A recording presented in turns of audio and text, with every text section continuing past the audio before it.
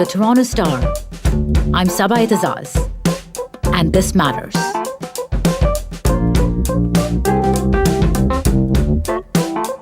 If you're old enough, you will have some memory of where you were and what you were doing on 9/11, the day the unimaginable happened and the world shifted beneath your feet.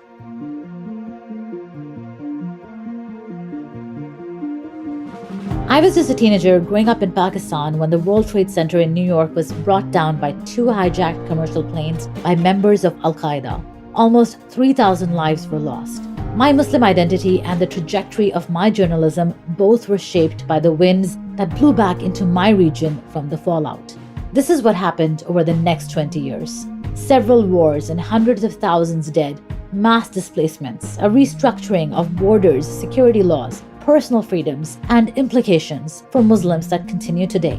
Whichever side of the world you're on, it's never going to be the same world that existed before 9/11. On this 20th anniversary, I'm joined by Michelle Shephard, a journalist, author, and filmmaker who was the Star's national security reporter for nearly 20 years. And we try to understand where we were then, where we went, and how we ended up where we are now.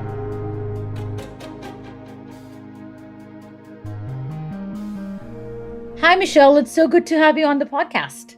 It's great to talk to you, Sava. Hi. So I want to start a little bit with your personal take. You have been uniquely positioned in the story. You were on ground zero 2 or I think 3 days after 9/11. Can you share a little bit of what you saw, what you reported on? What are some of the things that stand out to you even 20 years later? You know what? We actually got there that night. We drove. I remember I first went to the airport when the first plane hit, and I bought 5 tickets for colleagues that I thought were going to follow. And then the second plane went in and the towers went down. And so I jumped in a car with 2 other colleagues and we drove and we got across the border before it closed and right down to ground zero. So that night, pieces of the World Trade Center were still falling through the sky. Of course, it's a night I'll never forget, and the weeks that followed. I think from all the images that stood out, for me, the one that for some reason was most haunting was the paper. And there would be these massive snowdrifts of paper. And you realize, you pick up these charred bits, and they were the bills and the receipts and the reports and all the things that people in those towers had been working on. And it just really brought home the tragedy to me that, it was all now just this insignificant debris of the dead. I can still, 20 years later, and in those 20 years, covered a lot and witnessed a lot of trauma, a lot of things that stand out. But I still now, as the anniversary approaches, I can vividly recall the sights, the sounds, the smells of that day and the weeks that followed. And I was reading in your piece for the Toronto Star such an interesting example of how full circle we've come. You were, at the time, working on a report about Mayor Giuliani, who was kind of seen as a hero of the hour at that time. Times have really changed. The Giuliani story definitely shows how much they've changed. And yeah, I actually went back and I remember covering him, did a profile on him. I was kind of the junior of our star team. So I think it was the day that Bush was at ground zero. So that was kind of the big story of the day. But I did a lesser story on sort of this unofficial 9/11 hero that was emerging, and that was Giuliani. So I went back cringing as I did, looking to see what my lead was those many years ago. And it was incredible. Fawning. But that's what he was considered at the time. He was this hero, this calm presence. And then, look where Giuliani is today. But it was just one small example of how much the world really did change in the last 2 decades. Most of us who are old enough to remember see clearly now how, kind of just like this pandemic, our lives and world were distinctly divided into a before 9/11 and after 9/11, and the world just shifted. I know that it was what kind of nudged me into journalism in Pakistan, because Pakistan began experiencing the ripple effects of all that came after the war against terror, the internal and external displacement, the rise of the Pakistani Taliban, and this call for more people to tell that story. Was this that kind of moment for you in terms of your work as well? Yeah, absolutely. It changed kind of the course of my reporting career. I've been a crime reporter on September 10th, and we didn't have a national security reporter at the paper. So that's eventually what my beat emerged into. And I was thankful that I had the beat in the form that I did at the Star, because the Star, we had foreign bureaus at that time. Now just have Washington. But at that time, there were different foreign bureaus. But we also had these sort of hybrid foreign reporters, which was where I came in. And I was always based in Toronto, but I covered foreign stories that meant something to my beat. So it meant that I could pull the threads. So we would have some of the countries I went to, for instance, would be Somalia or Yemen, a little bit in Pakistan, Guantanamo Bay. And it made sense in terms of the themes of what I was covering. Whereas traditional foreign reporting, which we also need, is covering a region and being completely immersed into a region. And, I felt that that was a great benefit because what it allowed for national security reporting, because what it allowed me to do was to report on the policies that were being enacted here. So in Washington and London and Ottawa, and then follow the impact of those policies abroad to see what was really happening on the ground. So, for instance, one would be, the drone policy. Well, if you never left Washington and you only spoke to those in the Pentagon, you'd have a very specific image of quite likely the success of this program. But if you actually were able to go out into the field and witness the aftermath of one of these drone attacks that did not hit the intended target, that hit a wedding party, and the anger and the grief on the ground, and realize how counterproductive these policies could be. I mean, that was a real gift to be able to have that kind of experience as a reporter, that you could see the whole picture. That's quite a unique position at that time, definitely. You talk about this aftermath and you talk about the ripple effect and collateral damage, which was in your piece and is also kind of an ongoing theme throughout your work, I think, which really struck me as I've also spent my career, like you, covering that in Pakistan and Afghanistan. And I've seen more than 240,000 lives lost. There's been displacement, enforced disappearances, and a lot of certain autocratic states have sort of used that opportunity and that positioning to partner with the US as an ally in the so-called war against terror to sort of create a lot of human rights abuses and constitutional issues at home as well. Does it seem to you that as a legacy of 9/11, counterterrorism has become the sort of accepted pretext to justify human rights abuses in certain places, especially against dissenters or activists and journalists? Yeah, absolutely, Saba. And you must have seen that so much in Pakistan. I know you're interviewing me, but I'd love to interview you about your experiences there as well, on the ground and immersed in it for so many years. But absolutely, I think that happened. And probably the most distinct example I can think of when that happened was the case of the Uyghurs. And in Guantanamo, there were 22 Uyghur detainees that got caught up in Afghanistan and were shipped there. And at the time they were brought there, I remember interviewing them later, and they said, we were so happy when we found out it was the Americans. We're like, oh, thank God it's the Americans. They actually stand up to China, where these Uyghur men had been persecuted and would quite likely, be tortured or killed if they were rendered back there. And the Americans at the time had said, their interrogators had said, listen, we're sorting this out. There's 800 people that are being sent to Guantanamo. We're sure you'll be set free soon. And then what happened was the lead up to the Iraq War. And the Americans needed the UN Security Council's support for the war. And they wanted China's blessing. And China basically said to the Americans, okay, could you designate the East Turkestan Islamic movement as a terrorist entity, which was a Uyghur movement? And if you do that, we'll consider it. They did that. The ETIM was listed as a terrorist movement. Interestingly, China still didn't endorse the war. But at that moment, those 22 detainees in Guantanamo became designated terrorists. And they were held for many, many years. So I think the longest one was held for 12 years before it was finally released. But there's an example of, the terrible persecution right now that's happening of the Uyghurs that we are aware of now. But under the cloak of this so-called war on terror, basically, the US became a partner in China's abuses. We'll be right back.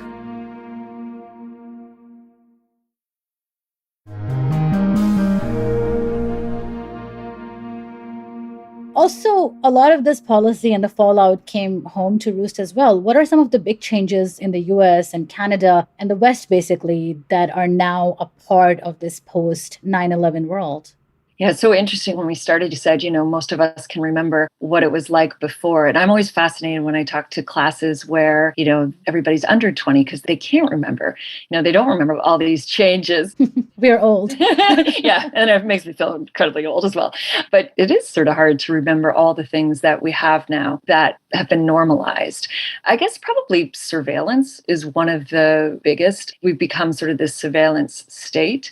And I think, we saw that in the US, just the blatant sort of disregard of civil rights that pre 9/11 would have been definitely, fought against more vigorously than they are today. But yeah, the list is long. I mean, so much of what happened on that day and the policies that followed have really, really dramatically shaped the way we live. And undeniably, I think there's the media role as well in perhaps perpetuating some of these harmful stereotypes and Islamophobia, which, as you're talking about, led to surveillance, which did center on discrimination and profiling of Muslims, and which continues today to dangerous levels. Do you agree with that assessment? I do. Yeah, no, I think we were a part of it. And I say we because I think if I looked back and did kind of a forensic examination of some of the early stories that I wrote, I wouldn't write them the same way today. I think journalism in a lot of ways has evolved, a lot of it for the good. I'm trying to think of a specific example, but I think I used to at the beginning would write about the balance between security and civil rights, as if you couldn't have both. It was one or the other. That's something you would never write today. And in fact, the denial of many civil rights in many ways worsened our security. And there's also this issue of sort of the debate of language.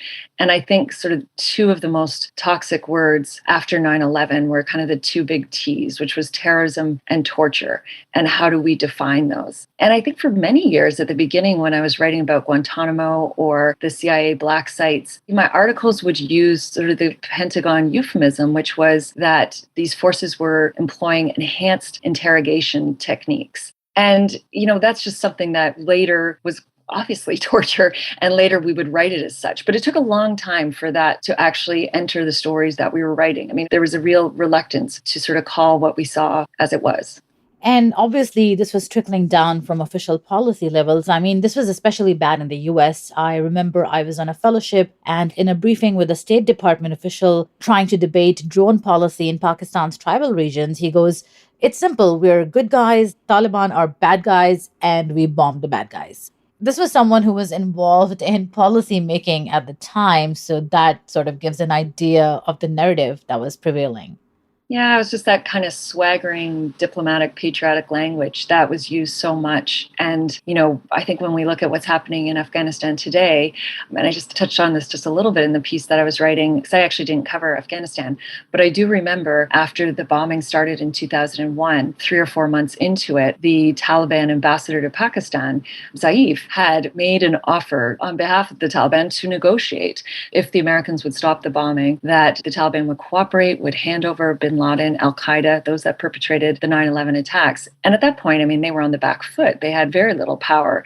The bombing campaign had worked. And I can't remember the exact quote now. I don't have it in front of me, but it was something to the effect from Bush that maybe they didn't hear us. We don't negotiate. Well, fast forward to now the Trump era in Qatar, where this deal is being signed to negotiate, for the withdrawal, which has just happened. And that was heartbreaking to see. And that very, Talib ambassador, Zaif, who actually also spent time in Guantanamo after 2001 had been taken by the Americans, spent 4 years in Guantanamo, was in Doha at that signing. And for me, he wasn't part of the negotiating team, but apparently very much behind the scenes helping that deal happen under Trump administration. And to me, that was just such a great tragedy. What would have happened in 2001, 3 years into the war, if there had been some negotiated settlement there? And what would have happened to Afghanistan? What would it look like today?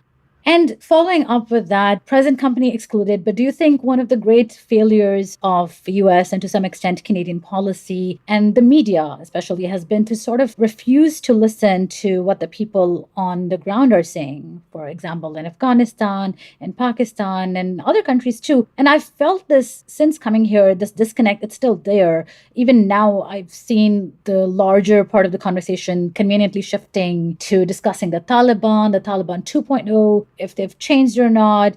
And we're kind of ignoring the voices from on ground. What do you think?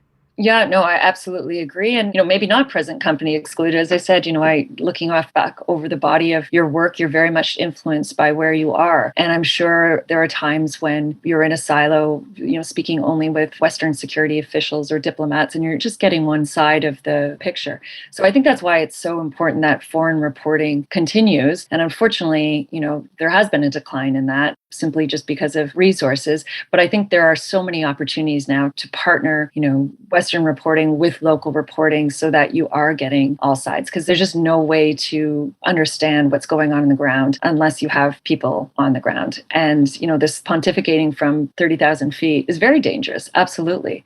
So you've been among the few in this unique position to see all of this as a foreign correspondent and also a national security reporter. So both sides, basically. And also being a Canadian, you were a little shielded perhaps from the mainstream American narrative, so to speak, at the time. What's your observation on what's come out of all of the US military intervention? If you look at Iraq, if you look at Afghanistan, Yemen, Pakistan, are those countries better off from a humanitarian and political perspective? And is the world better off? Are we safer now?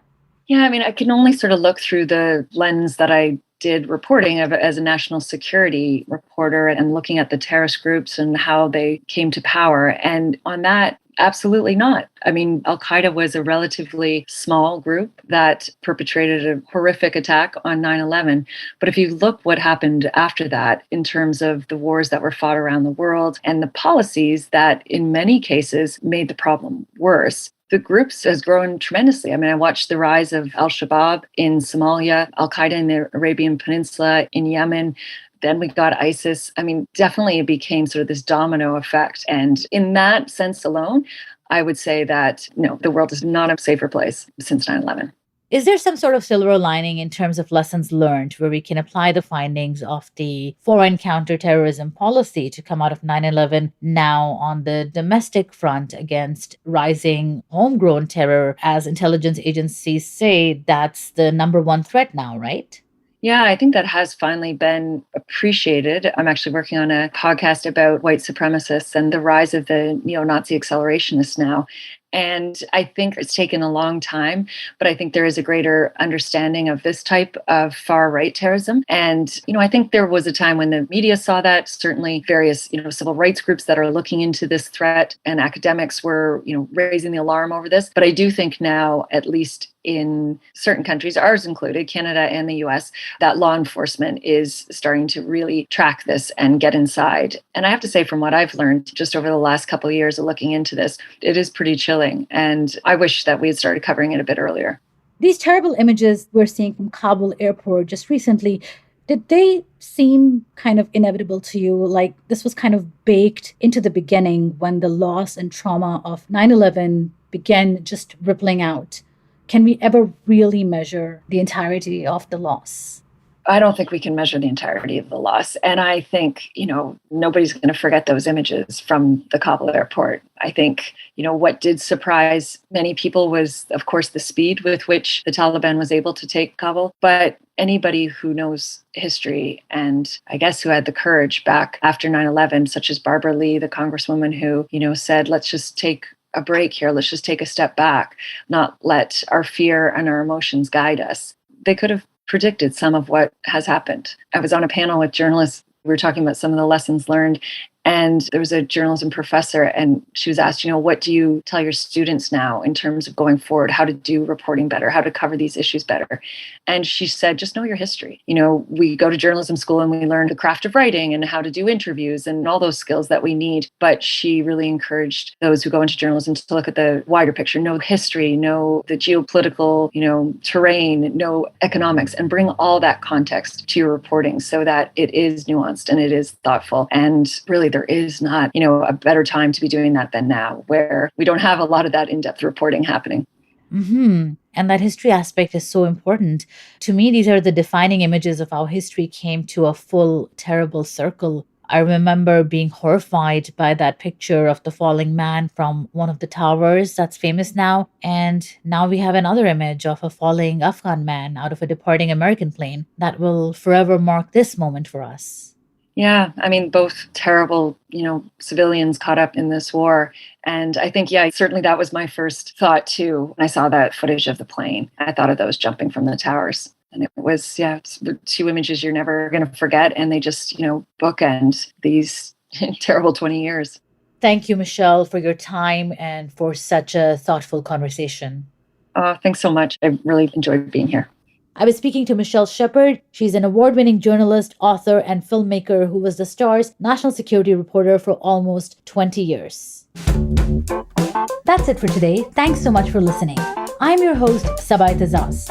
The This Matters team is Adrian Chung, Brian Bradley, JP Fozo, Matt Hearn, Morgan Bucknick, Raju Muthur, and Sean Pattenton. Our music is by So-Called, Mike DeAngelis, and Sean Pattenton. We want to hear what stories matter to you. Please send us comments, questions, or ideas to thismatters@thestar.ca. Please consider supporting the journalism the Toronto Star newsroom does at thestar.com/subscribingmatters. And don't forget to subscribe to This Matters on Apple Podcasts, Spotify, or wherever you listen to your favorite podcasts. Let's talk soon.